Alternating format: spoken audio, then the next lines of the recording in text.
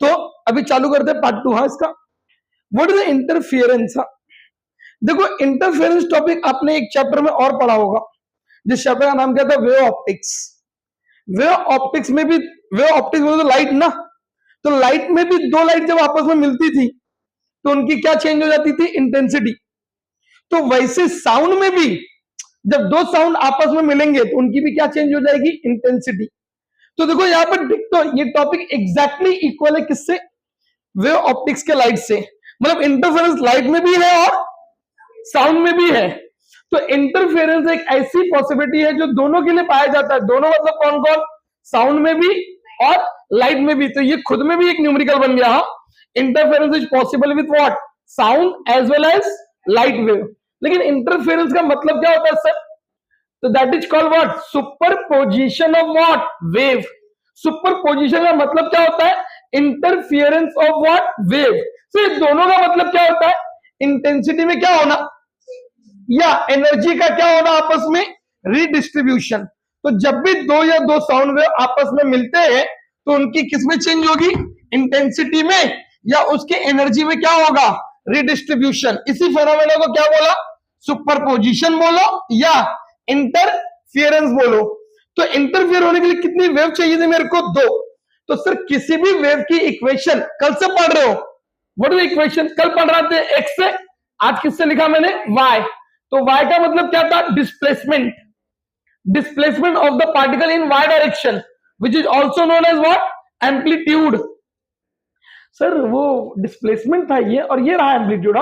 तो y1 का formula क्या, a1 sin ओमेगा t।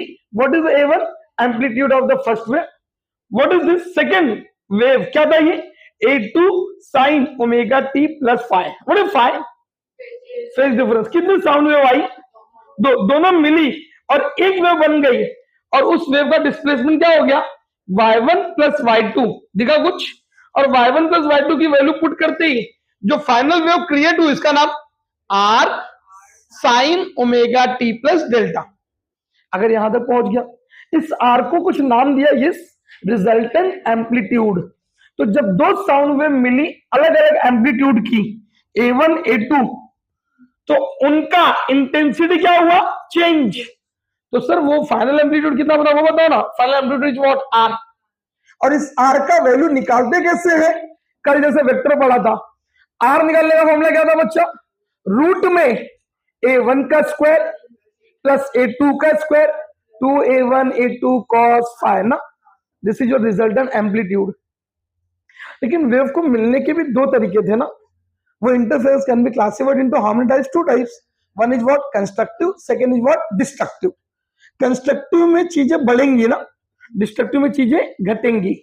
मैं तो बोलता ज्यादा मत याद करो, सिर्फ एक लाइन याद रख लो।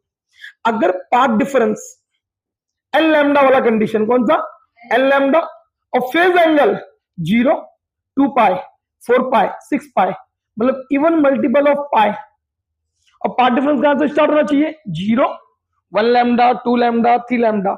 ऐसे इंटरफेरेंस को क्या बोलते हैं, कंस्ट्रक्टिव।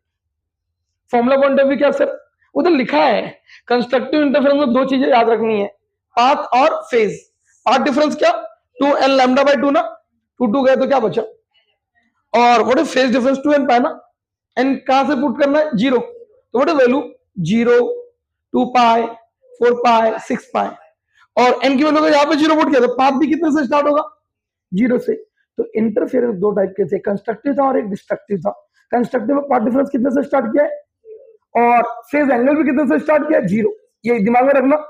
तो वैसे डिस्ट्रक्टिव में क्या करेंगे sir, path difference is what, lambda by 2, 3 lambda by 2, 5 lambda by 2, मतलब odd multiple of lambda by 2, और एंगल कहां से स्टार्ट होगा, pi, 3 pi, 4 pi, 6 sorry 5 pi, 3 pi, 5 pi, 7 pi, odd multiple of pi ना। तो कंस्ट्रक्टिव डिस्ट्रक्टिव की दो location sir ने बताया, पाथ के टर्म में भी याद हो गया, 0 से स्टार्ट हुआ, 0 के बाद कितना, लैम्डा बाई 2, फिर लैम्डा, फिर 3 लैम्डा बाई 2, फिर 2 लैम्डा, फिर 5 लैम्डा बाई 2, फिर 3 लैम्डा। मतलब पॉइंट देख रहे हो, कभी आवाज ज्यादा कभी आवाज कम, ज्यादा मतलब कंस्ट्रक्टिव, कम मतलब डिस्ट्रक्टिव। सर अगर ऐसा था तो वो रिजल्टेंट कैसे निकालते हैं? वो रिजल्टेंट ये देखो ना, कंस्ट्रक्टिव में एम्पलीट्यूड एम्पलीट्यूड मिलकर डबल हो गया, और डिस्ट्रक्टिव में सीधा या तो जीरो या तो कम। जीरो तभी हुआ रहेगा जब दोनों एम्पलीट्यूड क्या होंगे, सेम। सर वो मैग्नीट्यूड ऑफ रिजल्टेंट बता रहे थे आप। यस, वो मैग्नीट्यूड कैसे निकालते हो? आर का फॉर्मूला रूट में a1 a2 a1 का स्क्वायर a2 का square 2a1 a2 cos five. और अभी भी आपसे बात किया कितने तरीके से वेव मिलती है, दो ना, या तो उनका एम्पलीट्यूड बढ़ेगा या तो बढ़ेगा, तो नाम याद रखोगे ना कंस्ट्रक्टिव। तो फेज एंगल कितना बच्चा, जीरो।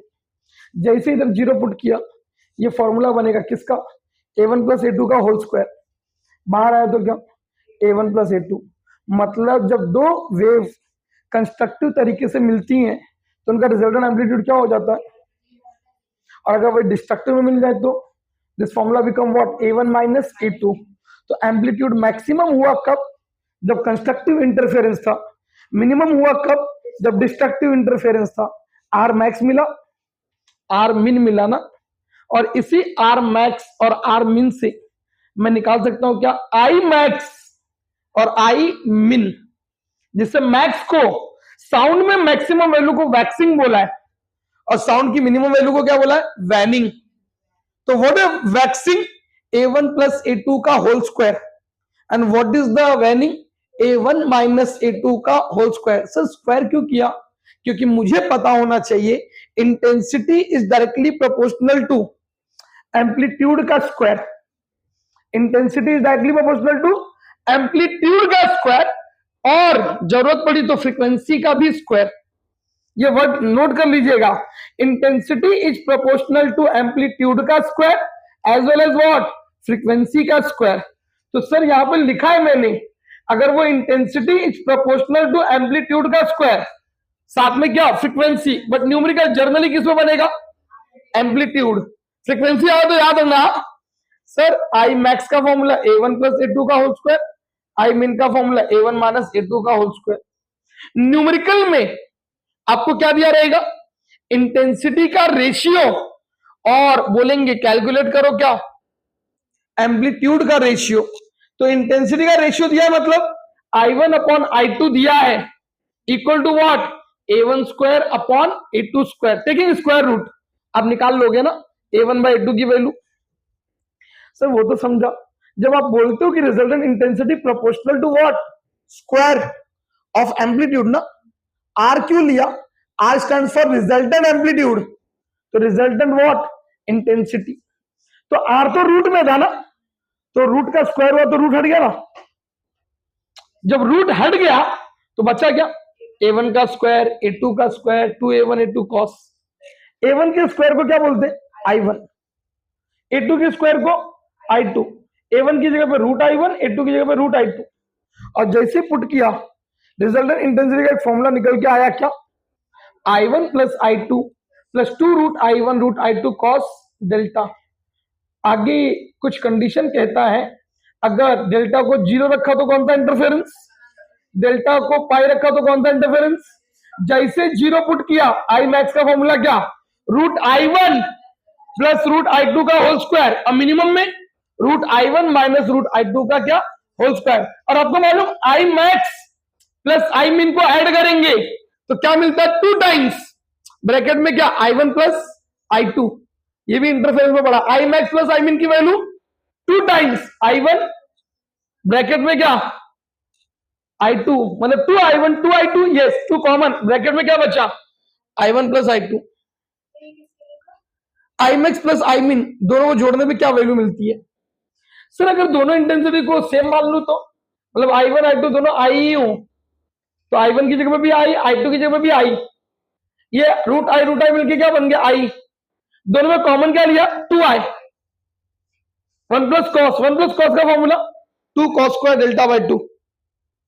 सर अगर यहां पे 2 लिख दूं मैं, तो 2 2 जा कितना, 4 i cos square delta by 2, this is your resultant intensity. Clear है यहां तक। अगर कंस्ट्रक्टिव तो ये जीरो ना, तो मैक्सिमम इंटेंसिटी 4i। डिस्ट्रक्टिव तो ये पाई ना, पाई बाई 2 कितना होता है, 0, cos 90 0, तो ये पूरा वैल्यू क्या हो गया, 0। तो दो साउंड वेव जब सेम इंटेंसिटी की मिलती हैं तो maximum chances of getting intensity is what, 4 time and minimum is what 0। लेकिन कब? जब इंटेंसिटी इक्वल रहेगी तब। सर इक्वल नहीं रही तो कैसे निकालोगे? अभी भी सीखा ना, क्या सीखा? I1 plus I2 plus 2 root में I1 रूट में I2 साथ में क्या? Cos delta. क्लियर है यहां तक? ये बंद